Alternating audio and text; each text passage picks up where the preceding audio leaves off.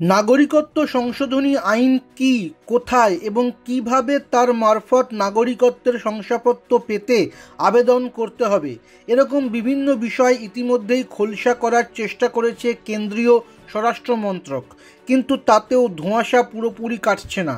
এখনও স্পষ্ট নয় বহু প্রশ্নের উত্তরও। প্রশ্ন 1, ভারতের নাগরিক কারা? এদেশের নাগরিকত্ব আইনের ব্যাখ্যা করে স্বরাষ্ট্র মন্ত্রক জানিয়েছে, 1, 1950 সালের 26শে জানুয়ারির আগে যাদের অবিভক্ত ভারতে জন্ম এবং স্বাধীনতার পরেও যারা ভারতবর্ষেই থেকে গিয়েছেন তারা সকলেই ভারতের নাগরিক। 1950 সালের 26শে জানুয়ারির আগে যাদের অবিভক্ত ভারতে জন্ম এবং ওই সময়ের মধ্যে যারা পাকাপাকিভাবে থাকার জন্য এদেশে চলে এসেছেন তারাও তাই।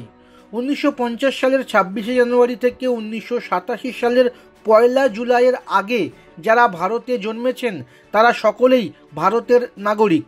1987 সালের 1 জুলাই থেকে 2004 সালের 2 ডিসেম্বরের মধ্যে এদেশে যাদের জন্ম তাদের বাবা মায়ের মধ্যে অন্তত একজন ভারতের নাগরিক হলেই তিনিও ভারতীয়।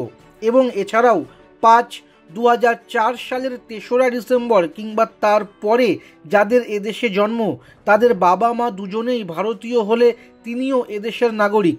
কিন্তু বাবা মায়ের মধ্যে অন্তত একজন ভারতীয় নাগরিক না হলেই সন্তানের নাগরিকত্বও প্রশ্নের মুখে পড়বে। সিএএতে কাদের আবেদন করার প্রয়োজনই নেই।